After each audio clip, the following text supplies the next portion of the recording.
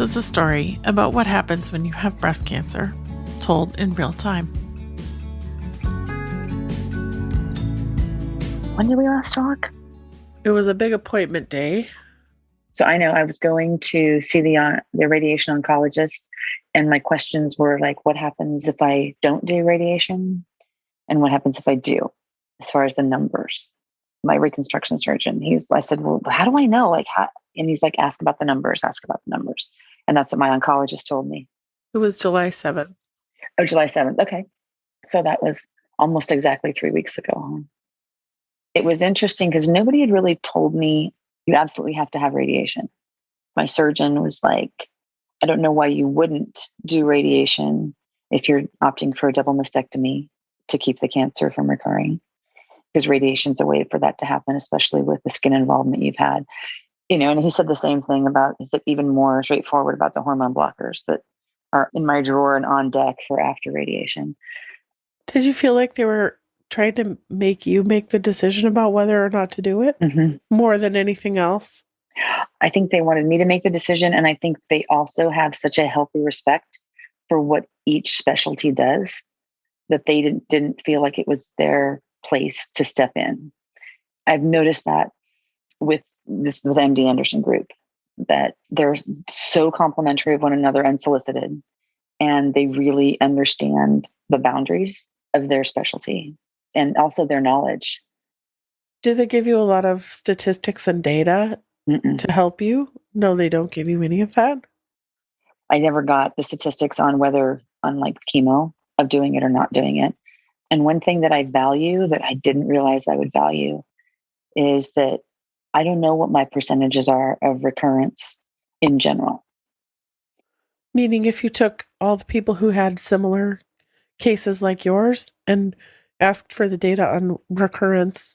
Yeah. You never asked for that number. No. Nobody volunteered it either. Mm-mm. Why does that make you sad? That part doesn't make me sad. It's more like the 5-year survivability of the situation, or the 10. Like if it's 28% chance that I'll live 10 years or 50% chance I'll live 5 years. I don't want to know that. And you still don't know? Mm-mm. No. Well, that's because it's 100. So why would they bother? I know. It's got to be. But I think it's just, I don't want to know that. And nobody's offered it. And when I got close to the question, I think in my mind somehow, and I asked my surgeon, he said, Kristen, you're cancer free until you're not. And when I talked to my oncologist about scans, she said, you're only cancer free until that next scan. It's kind of like waiting for the law to catch up with you. I know. Seriously. That's kind of how I feel. And I had to take it with respect, especially from my surgeon, because he's a cancer survivor. And he said, I live with that all the time. And so he also was saying, as a cancer survivor, here's what I've seen, and here's what I think would be helpful with this pathology report. And it was about doing the hormone blockers and talking about radiation. And so I made the appointment with the radiation oncologist, and I went in, and the side effects, I thought I was recording the conversation, and it turned out I wasn't. And I wish I would have, especially that one, because there was so much information. And what she said as far as the numbers, though, is she said, if you don't do radiation, there's a 30% chance of recurrence. And if you do radiation, I think she said 8 to 10% chance. And I had thought, okay, if I go in there and it's a 5% difference or a 2% difference, no way, I'm not doing this. And then I thought about it. A friend of mine brought up, well, if you don't do it and it comes back, will you wish you had tried everything? And I'm like, yeah. So because of the lymph node involvement, even though it's just one lymph node that they found out of the 11, it changes where they're going to do it. It changes, I believe, the urgency to do it. So how many times have you gone? I haven't gone any yet. You haven't started? No. So today is what they call mapping and simulation. And from what I understand, it's about an hour procedure. and not even procedure, but you go in, and this is where the radiation oncologist works with their team. They have some kind of a CAT scan going on so that they can see exactly where they need to target with the lasers, right? And so the reason that my right one, where I had cancer, is so much bigger than the other is one reason is because when the laser beams come across, they don't want it hitting the left breast and damaging that skin because they come from different angles. It's like a light show, I think. I'm visualizing like in what's that thief movie where they have to crawl over the Oh, lasers yeah. to get to the treasure. Yeah. Was it Ocean's 11 or something? Oh yeah, in the cage under Yeah. the casino. Yeah. But so the lasers are coming, I guess, from different directions depending on where they're going to try to hit. And so from what I understand, it's kind of like the right quadrant from like the center of my neck down and around and back up the side of my arm because the lymph node's in the arm and they want to get the chest wall. And I think because of the skin involvement that I had, it makes it more important to get the chest wall. And then they're also going to be zapping all the lymph nodes up in that quadrant, which are in the arm and in the collarbone and in the neck. I just sort of naturally want to visualize what the room looks like and what the laser looks like. And certainly it doesn't look like the underside of a casino, but are you laying on a table? So from what I've seen, because I've looked at some of the stuff and every place is a little different. You're laying on a table and it's kind of like an MRI machine, but wider. Because it looked like there's kind of a tunnel, but it also looks like there's something that comes up down over you. It's 15 minutes long from what I Oh, understand. that's all. Okay. Yeah. But today what they're doing is they're mapping where these lasers are going to go. Yeah. And then they're going to put freckle type tattoos in the spots that the lasers are going to hit. And there's a lot of women who don't want the tattoos. And so they'll have them do like a Sharpie and put a film over it or whatever. And I'm like, you know what, do the tattoos. I want it exactly precise. I don't want anything running, like a Sharpie from the shower or anything. And that correlates with my conversation with the oncologist. And there are risks that the lasers could hit your lungs and that they could hit your spinal column, that they could hit your voice box. They're definitely going to be hitting your ribs. I was told that definitely there's nothing they can do to protect your ribs. And so one of the side effects is that, I don't know, a few years from now, 10 years, whatever, a rib could randomly break.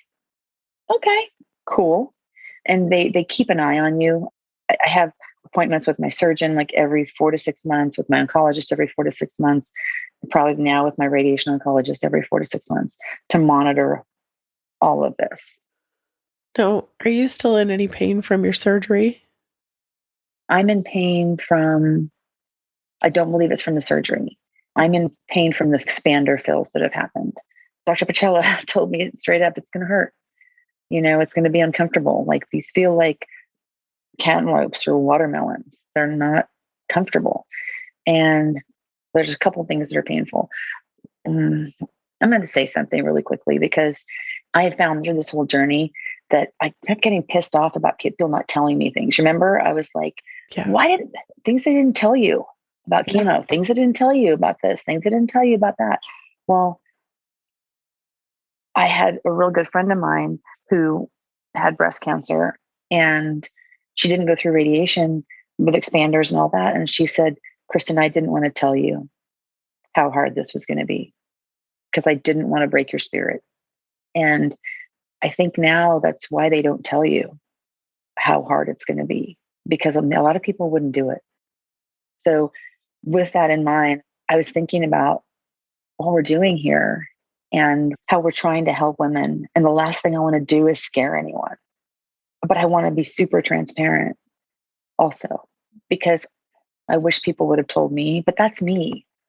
I don't put my head in the sand, and I kind of wish I would have. So I didn't feel so much.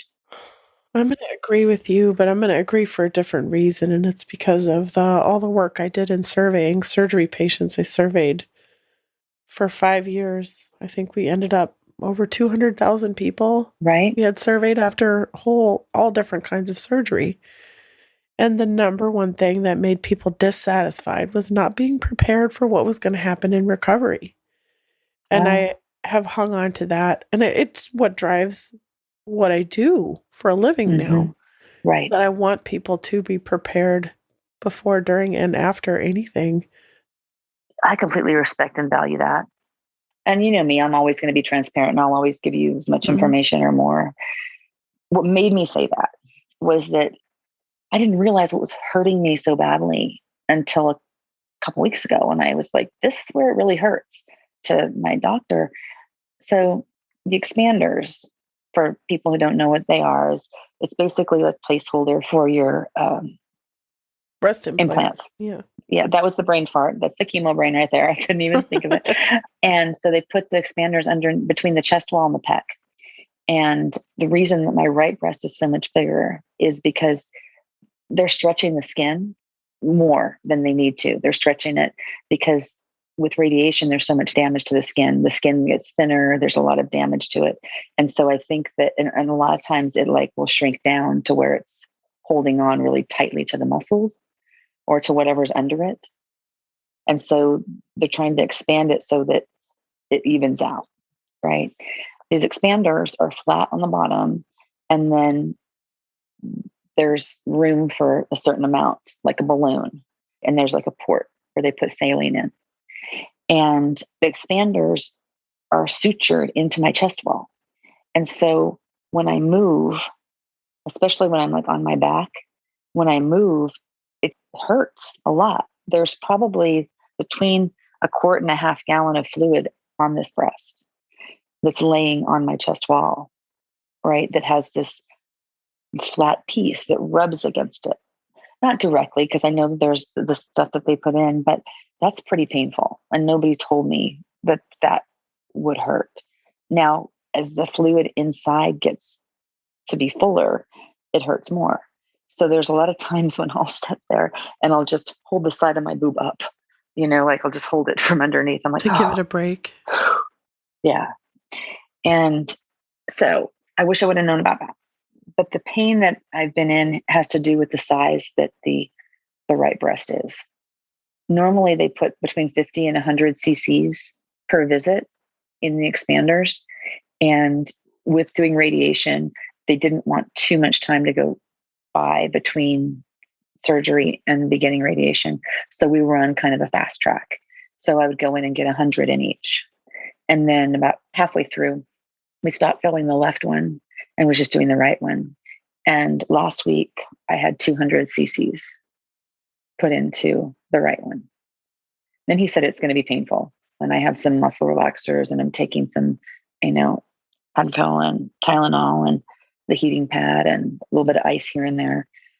But what that's done is all of that has put pressure on my arm and I can't raise it as much. And so what is helping is I have PT for lymphedema because I'm kind of on the cusp of getting lymphedema because of in my right arm. And it's not there yet, but I'm working with somebody so I don't get it.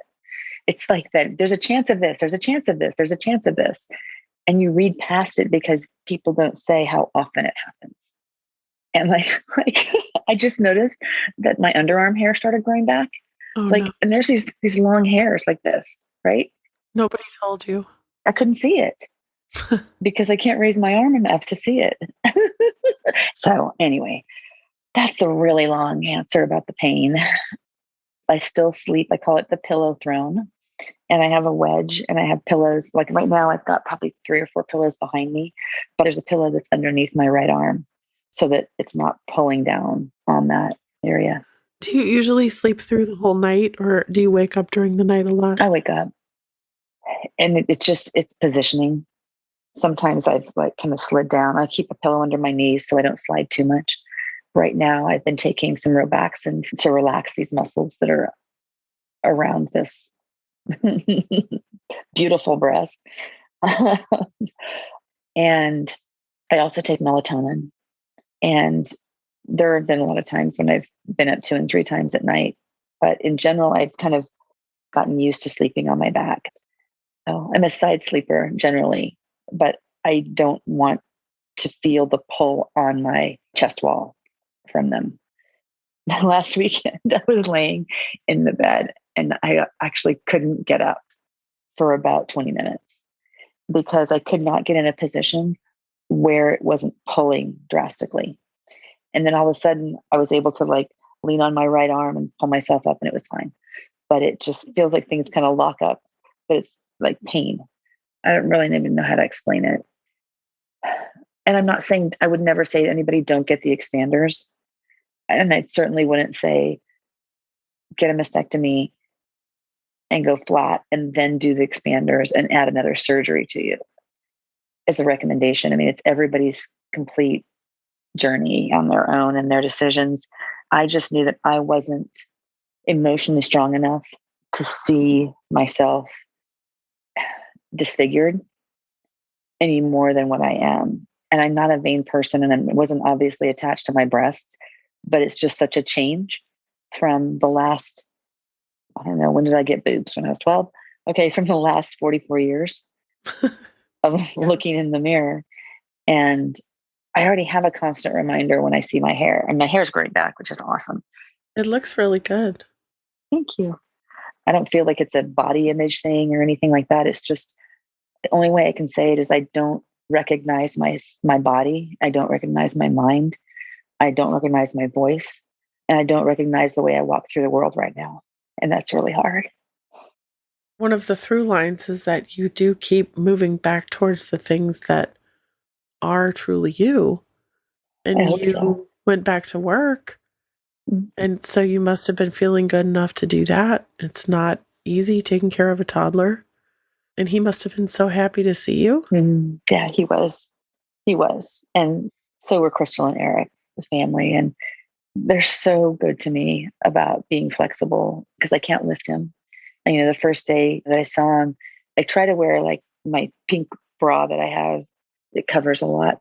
And when I'm caring for him, because I showed him that Miss Kristen has a boo boo and that we have to be careful with that area.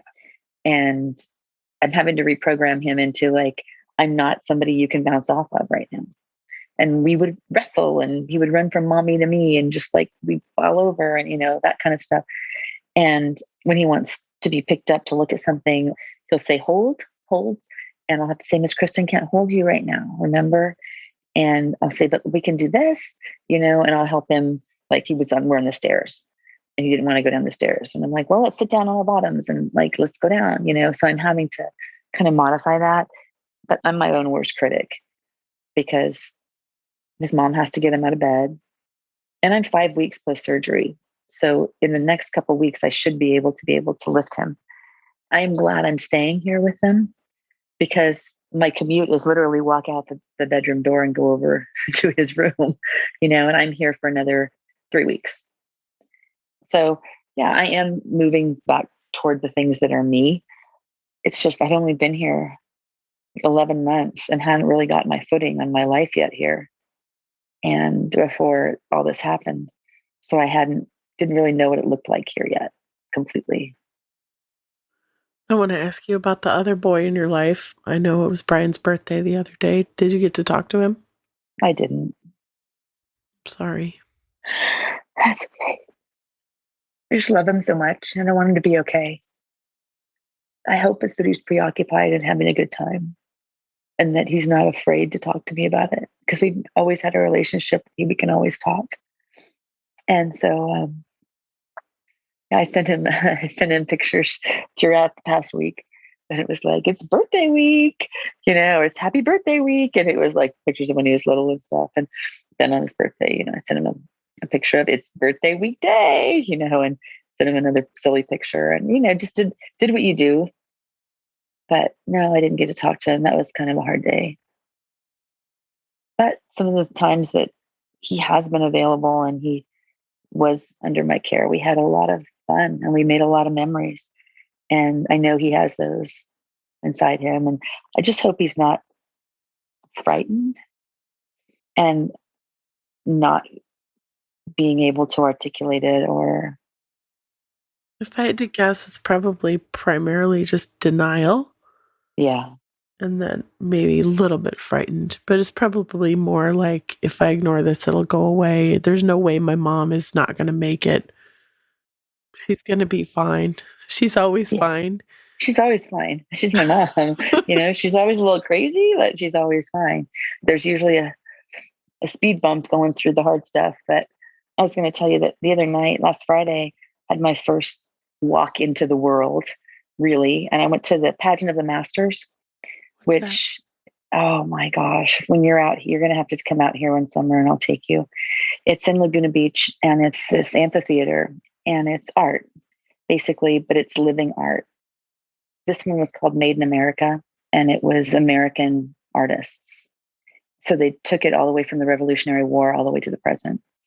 And they give you the history on these artists and on the pieces. And it's really cool. And they were all live people Oh, that were made up, oh, right? that is so amazing. It's so cool. And they're all volunteers. And the list to do this is so long, to be in the pageant of the Masters, to volunteer to do it. And there's an orchestra underneath that's playing music along with it. Huh. So it was really cool. That was the first time I've been out in a group of people since all of this. And I didn't feel good in my skin. I loved watching it, but walking in, I felt very unsteady. And part of that is because I was protecting my right side because of this, expander situation that's going on. And I just hadn't navigated through people since COVID, right? And then, especially not after chemo and surgery and all of that. And I just didn't really know how to navigate the world. And it was very weird because I'm not that person. I'm the person who's like, hey, let me help you through it, and I had a very hard time. I loved it, but I had a very hard time. It's not about vanity. It's about feeling, not knowing who I am, I guess, anymore. Because there were some things, about that took away my identity and in a lot of ways. And, people go through that when their kids get older and like all that kind of stuff. And it was just as a single woman, cancer free, in the middle of all the treatments, in pain, not knowing how to walk in the world in my skin anymore. So there was a blog that I read the other day, and it was someone who put into words what I was feeling. And it just talked about how these things on your chest aren't part of you anymore. They're your neighbors, but they don't feel like you. But I'm grateful to have them. I'm grateful to have this option. So one thing I wanted to say too is I think at the beginning of all this, I said something about there's no better time to get this, that I have good insurance and I have good support. And that like I flippantly said, I believe something like, all I have to do is walk through the process. And that was, I don't know, like going on a 10K walk, right? Just check off the stuff on the list, Kristen. Just check off Yeah. the things. Yeah. Don't think about how you'll feel in the middle of it. It reminds me of this frog and toad story where Toad gets up in the morning and he says, this is what I'm going to do today. And his list, he makes a list and it's like, get up. And then he gets up and he crosses it off the list. And then it's like, go to Frog's house. And he goes to Frog's house and then the wind blows his list away. And he's like, I don't know what to do now. I don't have my list. he, it's Yeah. very Yeah. funny. No, yeah. I totally get that. That's how I feel. I have the best doctors. I have the best support. I have the best insurance. I have the best boss. I have the best job. I have the best people in my life. And if anybody's listening to this, they're probably like, okay, bragger, what's Pollyanna. good for you, Pollyanna, good for you. And a lot of that is also what I've learned to see, as opposed to I have to see things that way. If I let myself go to a negative place. You have all these things because you chose them and cultivated them. They didn't just happen to you. Absolutely. Thank you for saying that. Yeah. It's funny, like, for like probably 6 to 8 months before I got sick, people would say, "How are you?" Blah, blah, blah. And I'm like, "I'm really good. I love my life. It's great." And I'm like, the best part of it is the only people allowed in my life anymore are people that I have unconditional love for, or vice versa. And granted, I'm in a job where I get to have that because I chose that. Now, I do not live large. I don't make a lot of money, but I love my family that I work with. I love my job. And I love at the end of the day, I don't have to deal with people I don't want to deal with. All of that said, when people have asked me in the last month, "How are you feeling?" I've said, "I feel like I want to go to Spain for 6 weeks rather than do radiation." Good answer. And that's my way of saying, I just need a fucking break. Sorry, from all of this. It's like my body's been in a boxing ring since the beginning of the year. And just when it's going to stop bleeding, then there's the ding, ding, ding, get back in there. It's very hard to keep going. And I am so grateful that I have this option. It's just like, what's going to happen next? What's the next side effect? Am I going to put on 42 more pounds from the hormone blockers? Maybe. Maybe. Then you're going to have to lose them again. What a pain that's going to be. Still have 42 pounds on me from chemo, from the effects of chemo, and nothing's in the same place. I'm carrying weight where I never have. And people think that like since treatment's over and since your hair's growing back, everything's fine. Look, you don't have cancer anymore. Look, your hair's growing back. And like that's when it starts. That's when you start grieving who you were and who you're not anymore. And not to say in a year I won't be that, but I'm never going to be the same. Physically, emotionally, mentally, in good ways and in hard ways. And I don't know that I'll ever stop looking over my shoulder wondering, where are the cells? Where are they going to pop? And I can't think of that. I just have to take it like the next step at a time. That's what Dr. Pachella told me. He's like, "Kristen, this is a journey. Like, you've got to chunk this. You got to get from this appointment to surgery. And from surgery, you get to go to your pre-op appointments. And then you chunk that." And I'm really trying to do that. Go back to what you said at the very beginning about, did you do everything you could possibly do? Yeah. What was in my head when you said that was, we all know that you are doing everything you could possibly do, but you can't make time go faster. No. That's what makes it so hard, is that that's the thing you can't control. And Right. And I feel like I could have eaten better during chemo. I'm like, really? Like, that's a stupid statement. I could have like, is that the title of the book? I could have eaten better during chemo. Like, really? Because I couldn't eat much. I was just trying to stay alive. But my doctors were ecstatic that I was gaining weight. And I was like, stop, that's not okay. They're like, no, we'd rather have you gaining than losing. And my labs were great all the way through. I mean, not all the way through, but I mean, comparatively. So yeah, I could have eaten better during chemo. And so going back to what you were saying, I can't go back and wonder, what if I would have done radiation?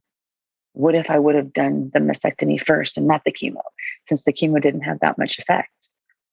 That's a hard pill to swallow right there. I should have eaten better during chemo, the chemo I shouldn't have done. But I would have wondered. And anyway, doing the radiation, doing the hormone blockers, I just have to do those things in order to stay alive. And that sounds so dramatic.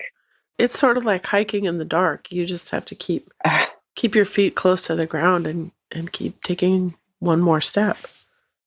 What a great analogy, Eva. Well, I used to be a huge klutz, massive. And when I was in college, I worked at camp in Montana, and I used to run around in the dark with somebody who convinced me not to use a flashlight. Mm. And so I had to completely change the way that I walked so that I wouldn't hurt myself. And Yeah. I didn't realize that it could be done until I did it. That's how this feels. I have to say, I've been dreading the radiation process. So today they'll do the mapping and all of that. And then within like a week or so, they'll do something called a dress rehearsal where they'll basically do a radiation treatment without the radiation to be sure that everything is lined up with the tattoos, and then the radiation will start. So that's actually still a couple weeks out. Maybe a week and a half. From what I understand, it's 5 days a week for 6 weeks. Then I start the hormone blockers. And so this is kind of like my little vacation from like how is getting a double mastectomy, having reconstruction and getting these things filled up. I don't know how that's a vacation, but it is in that there's no poisons or things that have side effects going into my body right now. And for 5 to 10 years is how long I take this hormone blocker. And my oncologist said, yeah, you're just going to I'm going to call in a prescription. You're going to take this pill once a day for 5 to 10 years. I was like, whoa, whoa, whoa. Wait, isn't it supposed to be like once a day for 10 days or 2 weeks? I cumulatively have not been married 10 years.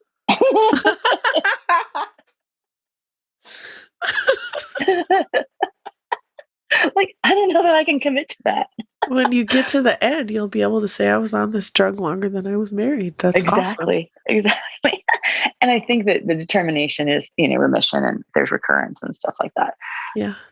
But this is that little piece that I have between the very beginning of the year to 5 to 10 years from now, where there's not something in my body that's causing a side effect. One of the big side effects of the hormone blockers is osteoporosis and bone density issues. And so I have a bone density scan for a baseline next week. I can do supplements and I can do all the things that keep it away. It's just that's the big one that my oncologist is worried about. Mm-hmm. And one thing I will say I feel fortunate about is that a lot of things I feel fortunate about, but in this process is that I have gone through menopause. And so a lot of times women who have not gone through menopause get thrown into menopause after all of this. Oh, man. And these hot flashes come and they don't know what it is. And they have all this mid belly weight because your trunk thickens and stuff because of a lack of estrogen. And this is the women who have hormone positive cancer. And so that's super important to point out. The reason that I'm having to do the hormone blockers is because my type of cancer is estrogen positive. So it's estrogen positive, progesterone neutral or negative, and HER2 negative, which is what they say that's what you want because they have something they can do to block the estrogen. Like mine is 79% positive. It's big. It's not like just a little bit. And that's a whole nother episode is talking about all the estrogen that I had in my body to try to keep ovarian cancer away because my mom had ovarian cancer. Let's talk again after your first radiation. Okay. So when we get back together, I want to hear about the mapping, the test drive, and the first one, and the bone density scan. Those are sort of your next little cluster of things that are going to happen. My next party. All my party invitations. Yeah. That's how I kind of look at it now when I get in the portal and when I get the reminders. I'm like, oh, it's my party invitation. A friend of mine today texted me and said, how are you feeling? And I said, honestly, I'm in an incredible amount of pain. I'm anxious. I'm scared. And I'm on the verge of crying all the time. And it was hard for me to say that because I do want to be Pollyanna and I do want to be positive. It's just God, Eva, I'm so worn down. Who are you holding it together for? I don't know. Myself, I think.